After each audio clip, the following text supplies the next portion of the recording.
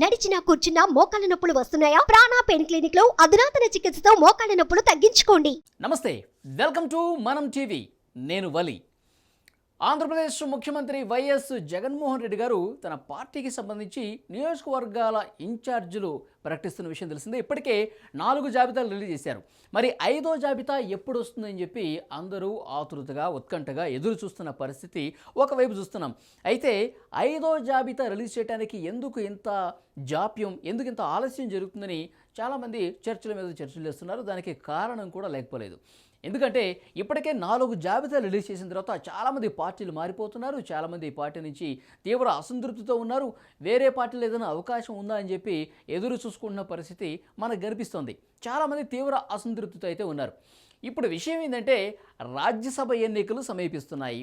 3 రాజ్యసభ స్థానాలు, యాక్చువల్గా 151 స్థానాల్లో గెలిచిన వైసీపీకి 3 చాలా ఈజీగా గెలుస్తుంది. కానీ ఇప్పుడు జాబితాలు రిలీజ్ చేయడంతో సిట్టింగ్లకి టికెట్లు ఇవ్వకపోవటం, ఉన్న వాళ్ళని షఫిల్ చేయటం, కొంతమందిని అయితే అసలు పరిగణలోకి తీసుకోకపోవటం, ఈ కారణాలతో చాలామంది పార్టీలు మారుతున్నారు, తీవ్ర అసంతృప్తితో ఉన్నారు.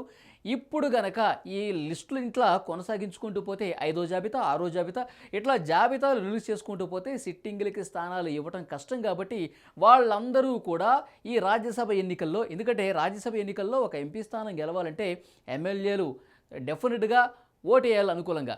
కానీ వైసీపీ ఎమ్మెల్యేలు వైసీపీ అధినేత జగన్మోహన్ రెడ్డి గారికి వ్యతిరేకంగా పనిచేస్తే, జగన్ గారికి వ్యతిరేకంగా అంటే అక్కడ ఓటు వైసీపీకి వేయకుండా వేరే అభ్యర్థికి వేస్తే తెలుగుదేశం గెలిచే ఛాన్స్ ఉంది. 3 స్థానాలు యాక్చువల్గా వాళ్ళ బలాన్ని బట్టి వైసీపీనే గెలవాలి రాజ్యసభ ఎన్నికల్లో, 3 ఎంపీ స్థానాలు కూడా. కానీ వైసీపీ సిట్టింగ్ ఎమ్మెల్యేలు తీవ్ర అసంతృప్తితో ఉన్నారు. తమ నియోజకవర్గం నుంచి అసలు తమకు సంబంధం లేని నియోజకవర్గానికి మారుస్తున్నారు. ఒకటి, కొంతమందికి అసలు టికెట్ ఇవ్వట్లేదు. ఆళ్ళ రామకృష్ణారెడ్డి గారు ఆల్రెడీ షర్మిల గారితో పోయారు.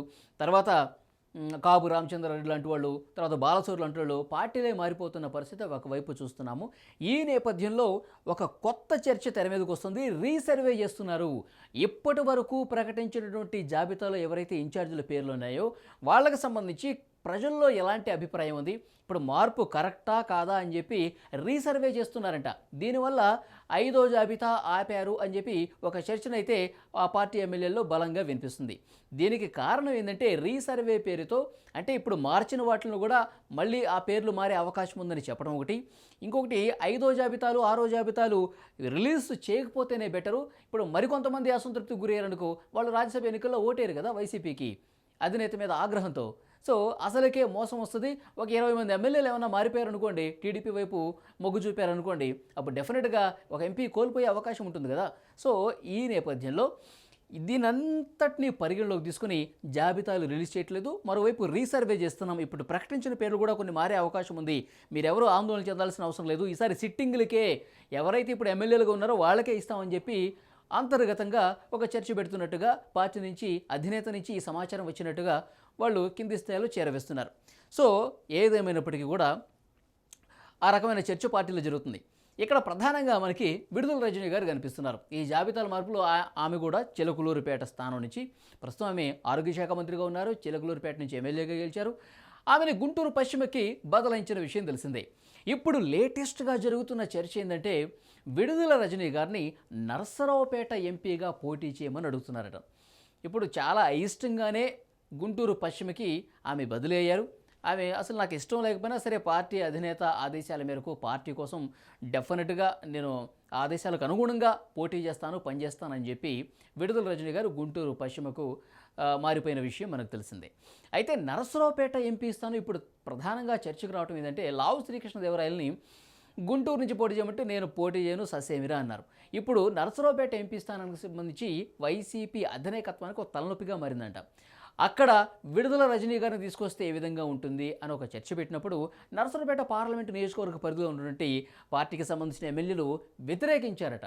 ఇప్పుడు ఆమెకి వారి స్థానంలోనే చాలా వ్యతిరేకమైనటువంటి పరిస్థితి ఉంది కాబట్టి మీరు గుంటూరు పశ్చిమకు మార్చారు. ఇప్పుడు పూర్తిగా పల్నాడు జిల్లాకి తీసుకొస్తే పరిస్థితి ఏంటి, పూర్తి అసలు 100% ఓడిపోతారు అక్కడ అని చెప్పి ఇంకా బలమైన నాయకురాలని కానీ నాయకుడిని కానీ చూడండి అని చెప్పి పార్టీ కింది స్థాయిలో ఉన్నటువంటి కార్యకర్తల నుంచి కావచ్చు, ఎమ్మెల్యేల నుంచి కావచ్చు తీవ్రమైన ఒత్తిడి వస్తుంది. విడుదల రజనీ గారు తీవ్రమైనటువంటి మనస్తాపం చెందారట. గుంటూరు పశ్చిమ చేయమంటే ఇక నాకు ఇష్టం లేకపోయినా చేస్తున్నాను, ఇప్పుడు నరసరావుపేట ఎంపీ అంటే అసలు నా వల్ల కాదు, నాకు అసలు ఇష్టం లేదు, అవసరమైతే అసలు నేను ఎమ్మెల్యేగా పోటీ చేయను, ఎంపీగా పోటీ చేయను, గమ్మున కూర్చుంటాను ఈ ఎన్నికల్లో అని చెప్పి భీష్మించుకుని కూర్చున్నారట. చాలా మనస్తాపానికి గురయ్యారు అని చెప్పి ఒక చర్చ అయితే జరుగుతుంది. ఇంకొక విషయం ఏంటంటే పార్టీకి సంబంధించిన నాయకులు కూడా ఒక బలమైన బీసీ నాయకుడిని అక్కడ పోటీకి దింపితే బాగుంటుంది అన్న ఒక ప్రతిపాదన తీసుకొచ్చినప్పుడు అనిల్ కుమార్ యాదవ్ పేరు కూడా వినిపించింది మనకి. ఆయన కూడా అడిగారు, ఆయన కూడా పార్టీ అధినేత ఏది చెప్తే అది వింటారు కాబట్టి ఆయన్ని తీసుకొస్తామని చెప్పినా కానీ ఆయన పేరును కూడా వద్దని చెప్తున్నారట.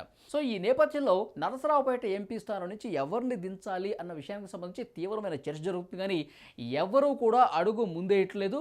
కొంతమంది అభ్యర్థులు ఓకే చేసినా కింది స్థాయినటువంటి ఎమ్మెల్యేలు కావచ్చు, కార్యకర్తలు కావచ్చు ససేమిరా అంటున్నారు ఒకటి. మరొకటి విడుదల రజనీ లాంటి వాళ్ళని అడిగినప్పుడు అసలు మేము పోటీ చేయము అని చెప్పి తెగేసి చెప్తున్నటువంటి పరిస్థితి కనిపిస్తుంది. పార్టీ ప్రస్తుతం బుజ్జగింపుల పర్వం కూడా కొనసాగిస్తున్నట్టుగా తెలుస్తుంది. కానీ ఆమె అంతే పట్టుదలతో ఉన్నారు. అవసరమైతే నేను పార్టీ నుంచి బయటకు పోవడానికైనా సిద్ధమే, కానీ నరసరావుపేట ఎంపీ స్థానం నుంచి అసలు పోటీ చేయను అని చెప్పి చాలా కుండబద్దలు కొట్టినట్టుగా మనకి సమాచారం వస్తుంది. వైసీపీ అధినాయకత్వంతో కొంతమంది పెద్దలతో సన్నిహిత సంబంధాలు ఉన్నాయి కాబట్టి రజనీ గారికి ఈ మేరకు కొంత రాయబారాలు నడపడం కానీ తన వాదన తను చెప్పుకునే అవకాశం వైసీపీ పెద్దల దగ్గర ఉంది కాబట్టి ఆ రకమైన ప్రయత్నాలు వారు జోరుగా జరుగుతున్నట్టుగా తెలుస్తుంది. కానీ ఒక పేరు, ఈ విడుదల రజనీ గారి పేరు నరసరావుపేట ఎంపీ స్థానానికి చాలా తీవ్రంగా వైసీపీ అధినాయకత్వం చాలా ఫోర్స్ఫుల్గా ఇక్కడి నుంచి మీరు చేయాల్సిందే అని అన్నట్టుగా తెలుస్తోంది.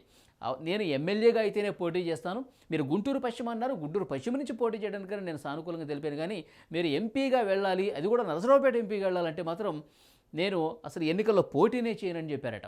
సో చూద్దాం భవిష్యత్తు పరిణామాలు అసలు ఏ విధంగా ఉంటాయి.